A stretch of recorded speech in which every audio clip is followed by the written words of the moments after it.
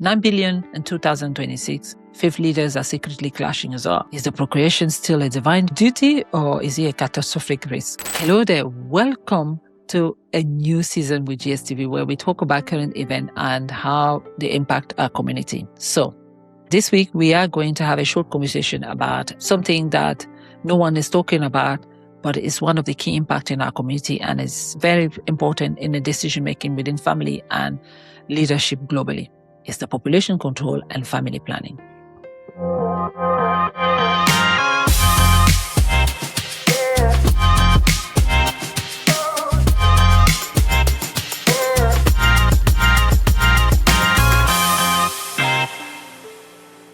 Population control and family planning are like that thing that you know, but you don't want to know. You know what I mean, right? But it needs to be addressed, okay? And we need to understand why there's a need for population control. So where did it start, really? Whether you are a religious or not, the Be Fruitful and Multiply mandate is hitting a breaking point. And you know why? Because we are overpopulated. 9 billion in 2026. Fifth leaders are secretly clashing as well.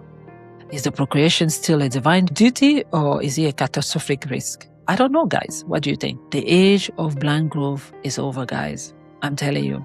It means the cost of living is crazy. When you're talking to the Gen Z about family, starting a family, they all tell you they want to have some level of affordability before they settle down. So there is a shift there. Let's bring back a little bit the religions aspect of it, okay? So we have the first commandment. So have you ever wondered what was really the first commandment and the first instruction that was given to man? It wasn't about the tree. Hold on, this is not a Bible study. So if you believe the Bible to be true or not, hear me out, okay? It wasn't about the tree and the serpent.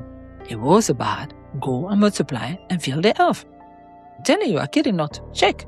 So let's pause. So if you believe that God asks us to populate the earth and multiply and fill the earth, so why exactly do we need to control the population? Why does this content talk about the climate and the population growth? Well, let's dive in and address the evolution of the demographic change over time. Maybe that could be a good reason to think about, right? So let's address the idea that the legacy is no longer just about family time. It's about how healthy the world will be for future generations. Do you think that in the world today, multiply means spreading compassion, justice, wisdom instead of focusing on DNA? What do you think? I mean, can you imagine a future where faith and sustainability work together through a new understanding of human purpose? Because 9 billion is a lot, okay? Let's address what it means to control the population. All right. So how did it work out? So for decades, government tried to decide how many people, how many children families should have. Today, the debate look a little bit different. And why does the debate look different? Right. So today, most countries use voluntary methods like giving access to contraception, education, and healthcare, and let the woman choose. All right. When women are educated and have healthcare, birth rate tends to drop naturally. But some other countries use incentive like tax benefits, parental leave, childcare, whatever, to encourage fertility when it's low, especially like Japan and Italy, for example. But it wasn't always voluntary. Yeah. In the past, government used to use forces.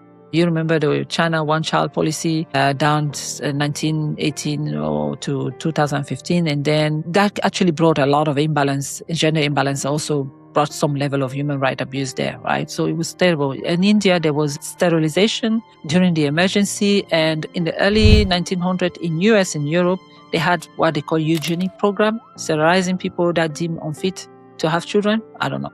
Today, this coercion approach is widely condemned by the international human rights. Okay, so these were the methods that were used. So government, why do government care, right? There was a fear of overpopulation, strain on food, water, environmental risk that drove them to make those efforts in the 1970s. That's the reason why, all right? But now, it's the opposite. The aging population is shrinking, labor shortages, and they're trying to increase the birth rate. So it's kind of like a decline. It's confusing, all right? So the United Nations actually say that there might be 10.4 billion by 2080. It seems like a decline anyway. So the big shift is that the debate is no longer about how to control people, but it's about how to give people a real choice while dealing with the aging society and environmental limit, okay?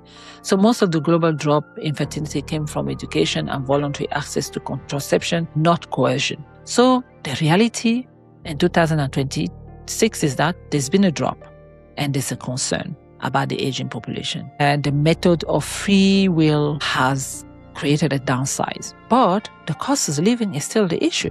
Next, we are going to try to address the overpopulation and population collapse and see what it goes. Thank you for listening, and I hope you enjoyed this conversation. And what do you think, right? What do you think about it? Is it something that you think about daily? Is it a cause to concern? Is to talk about climate relevant? Or should we stick to the biblical aspect of divine instruction? What do you think? Thanks for listening. Take care.